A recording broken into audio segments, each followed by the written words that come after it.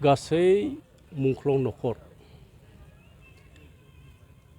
जोङो एग्रिमेन्ट जाय सिगांबो जों बुंबोदों जे बिटिआर एग्रिमेन्ट जाखांनायनि उनावबो बोसोर बोसोर बे हारिया आरो बे बुहुमा जोबागौ माने जोङो मुंख्लं बिथांमोनखौ जोङो बेबायदिनो सिबिबाय थागोन मुंख्लं नखरफोरखौ जोङो आल लागोन जों खबर लागोन आरो बेबायदिनो बिथांमोननि जि जिउमा एथ' माने सेक्रिफाइस खालामबाय आरो बिथांमोननि जि जिउमाया स्वर्ग रायजोआव आलो गोजोन जाहाथे थायो आरो बिथांमोननि जि डिटारमिनेसन आरो बे डिटारमिनेसना जोंखौ जाहाथे अराय थुलुंगा होलांबाय थायो फैबाय थानाय समफ्राव खामानि मावनो। आच्चा जोबथा कुइसन थारमाने जिहेतु मुंख्लं नखरनि सुबुंफोर बिथांमोना खावलायबावदों दि सरकारनिसिम मुंख्लं खाम्फा लुनायनि सार बेयाव माबाफोर राहा लादों नामा नोंथांमोननि गभर्नमेन्टनिफ्राय? जोङो आसलते मुंख्लं जे माने खाम्फानि बाथ्रा बुंदों ओरैनो इन्डिभिजुवेलि हिसाबै नखर नखरफोराव खालामनाय जादों अबेबा मोनसे समाव खालामद्रायाखै नङा दिनै दुलाराय फरायसा आफादनि नेतृत्व जाय माने भलन्टियार फर्स बिथांमोनाबो मुंख्लं जाबाय आरो बिथांमोननि नखरावनो मुंख्लं खाम्फाफोर गायदों बिएलटिनि दैदेननायाव जे बिथांमोना मुंख्लं जाबाय बिथांमोननि नखरावनो मुंख्लं खाम्फा गायदों आरो एनडिएफबिनि जि मुंख्लं जाबाय बिथांमोननि नखरफ्रावबो बेबायदिनो मुंख्लं खाम्फाफोरखौ अबेबा नङा अबेबा गामि बा जायगाफ्राव बेबायदि माने गायदों बा फसंथानदों। जोङो बुजिनाया दायो जे मोनसेयैनो मोजां जायगायाव जाहाथे जोङो मोनसे मोजां रोखोमनि मार्टियार्स प्लेस जि टम्बफोरजों बानायनो हायो नामा नैबेखौ जोङो जायगाफोरखौ नायगासिनो दं।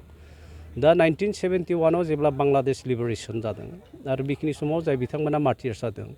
दा बेबायदिनो मौसोलिनियाम होनाय मोनसे मोजां जायगायाव गिदिरनो मोनसे ओनसोलाव खोब समायना आरो रमायना बेबायदि मोनसे मुंख्लं खाम्फा बिथांमोना गायनानै आरो दिनैबो बे जायगायाव अनेक मानसिफोर फैयो स्टाडि खालामफैयो टुरिस्टफोर फैयो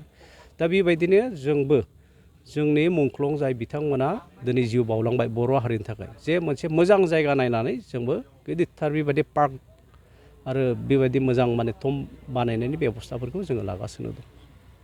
दारै मोनजोबाखै बे बाथ्राथ' नङा खारन मोनब्रै फेक्सननि आफादगिरि गासैबो बे बिटिआरनि जि एग्रिमेन्ट आरो बे एग्रिमेन्टआव गासैबो नोङो सिगनेटरि जादों गासैबो मोनब्रै फेक्सन एनडिएफबि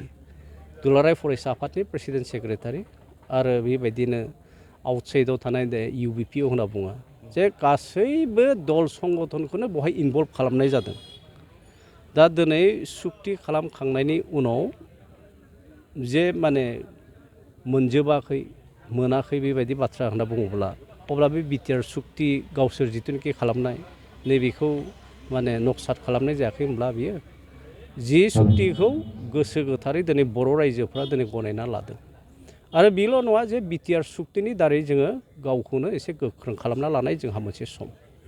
जोङो बेसे हायो जोंनि हिउमेन रिसर्सखौ जोङो दाना लानो सेस्था खालामदों आरो हिउमेन रिसर्सफोरा जोंहा जेब्ला सेकिउर्ड जागोन टाइट जागोन पलिटिकेल साइडफोरावबो ससियेल एंगेलफोरावबो जोङो जथेस्थ' माने जोङो टाइट जागोन दा बेखिनि हाबाफारिखौ जों दसे सम जों नायदों आरो बे खामानिखौ दानि जायबा माने चिफ बिथाङा खुब माने गोरों आरो रोंखा सासे सुबुंखा जे मा होनना बुङो संग्रामनि समावनो लोगो मोनबोनाय गतिके मोनसे मुभमेन्टनि स्पिरिटजों जिथुनिखि फैदों आरो बेबायदिनो मोननाय आरो मोनैया नोङो थाखायो इभेन बहुद माने एग्रिमेन्ट आरो सुक्तिफोरावबो सुक्ति जाखांनायनि उनाव मोजां जायाखै बायदि रोखोम बाथ्रा बेबायदि बुंनाय अनेक माने जोङो खोनानो मोन्दों। दा आसुनि जिथुनिखि एकर्ड 1985नि बेखौबो माखासे खोलोबफ्रा बुंदों जे आसु एकर्डखौ जों गनाया मोजां जायाखै बेबायदि मोनसे खोथा इभेन माने नागा पिपल्स कनभेनसननि 1962नि जि स्टेटहुड जि मोन्दों नागाफ्रा बेखौबो खायफा माखासे नागाफ्रा बुंदों बियो माने नागाफोरनि जि पलिटिकेल जि डिमान्डस एसपिरेसन्स बेखौ माने एड्रेस खालामनाय जायाखै बेबायदि बुंदों आरो इभेन नोङो मिज'रामनि जाय माने एमएनएफनि दारै जि मोनसे सेपारेट स्टेटहुड मोनबाय माखासे खोलोबफ्रा बुंदों जे मिज'फ्राथ' आलादा रायजो बियाखैमोन गुबुन मोनसे बिदोंमोन दा बेबायदिनो अनेक धरननि माने स्कुल अफ थट्सफोरा माने ओंखारो आरोखि आरो बेफोर स्कुल्स अफ थट्सआ आं पार्सनेलि सानो बेफोरबायदिया थानांगौ सम आंनिब्ला माने थानांगौ खारन मानो होनना बुङोब्ला दिनैसो जोङो फ्रिडम अफ एक्सप्रेसन्सखौ मोन्दों आसलते जोङो दिनै प्रेस मिडियानि दारै ससियेल मिडियानि दारै इलेक्ट्रिक मिडियानि दारै बिभिन्न माने इन्टेलेक्सुवेल्स मोनसे जोङो फाइटखौ जों मोनबाय थादों गतिके गासैहाबो मोजां मोजां बेबायदि सान्थौ आरो ब्रेन दं आरो बे ब्रेनखौनो दिनै थ्र' माने मिडियानि दारै बिथांमोना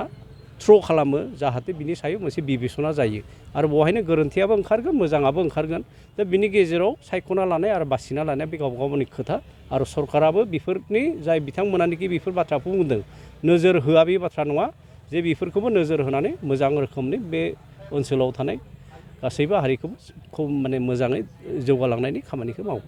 1987निफ्राय लानानै एनडिएफबि हिसाबै जि समावनोखि मुभमेन्टआव दंमोन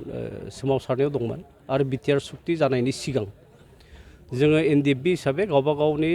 जि डिजिगनेटेड केम्पसफोर आरो जेब्ला सिजफायार गैयामोन आरो बेखिनि समाव जि जायगायावनो सुबिदा मोन्दों गामिफ्राव सुबिदा मोन्दों अबा केम्पफ्राव सुबिदा मोन्दों बेबायदिनो गुबुन गुबुन देशफ्रावबो दंमोन आरो बेफोरबायदि देशफ्रावबो मुंख्लं सानखौ जोङो फालिबोदों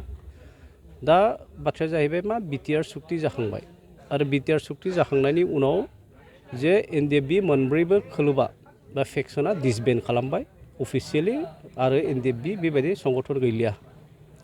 थ' डिसबेन्ड खालामबाय जेब्ला अब्ला जाय बिथांमोनानोखि एथ' गोलाव संग्राम खालामबाय बर' हारिनि जि राजखान्थियारि थामोन्था अधिकारखौ बिथांमोना जि सेक्रिफाइस खालामबाय बिथांमोनखौ सोर बावबोगोन बिदिब्ला एनडिएफबिआ जुदि अफिसियेलि जुदि डिसबेन्ड आरो डिजल्भ जाबायब्ला दा बिनिखायनो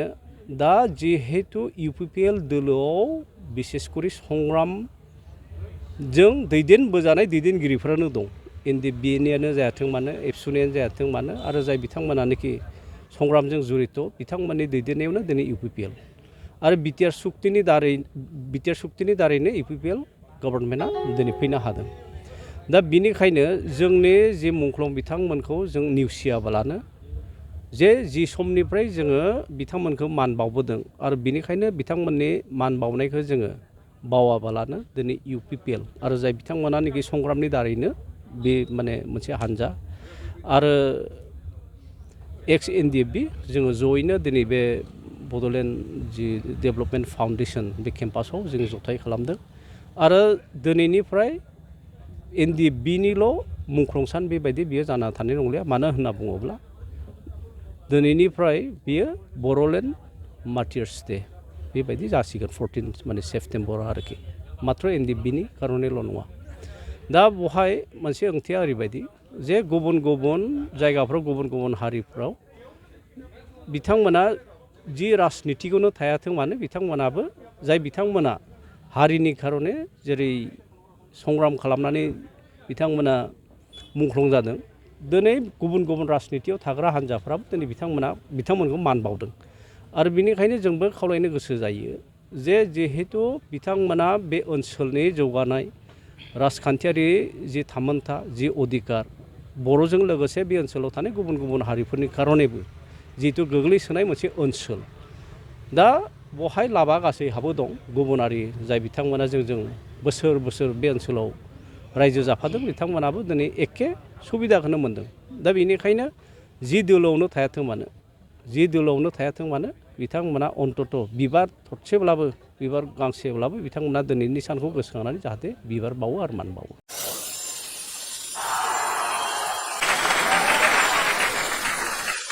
শ্ৰদ্ধাৰ কোকৰাঝাৰবাসী জনগণ ইয়াৰ দ্বাৰা কোকৰাঝাৰ নগৰ কাৰ্যকৰ্তা সমিতিৰ অন্তৰ্গত অঞ্চলত বসবাস কৰা জনগণলৈ এটা জৰুৰী ঘোষণা আগবঢ়োৱা হৈছে কোকৰাঝাৰ নগৰ কাৰ্যকৰ্তা সমিতিৰ প্ৰপাৰ্টি বা হোল্ডিং টেক্সৰ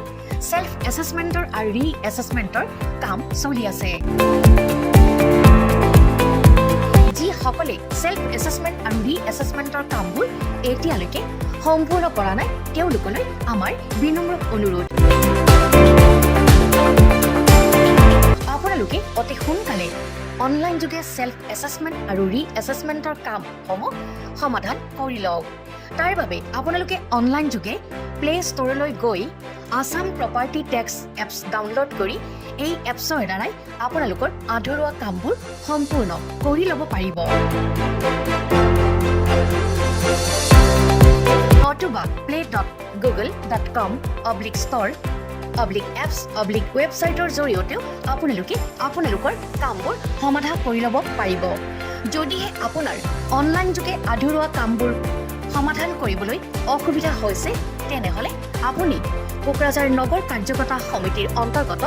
ৱাৰ্ড কমিছনাৰৰ কাৰ্যালয়লৈ গৈ প্ৰয়োজনীয় আবেদন পত্ৰ অৰ্থাৎ ফৰ্মখন সোনকালে সংগ্ৰহ কৰি লওক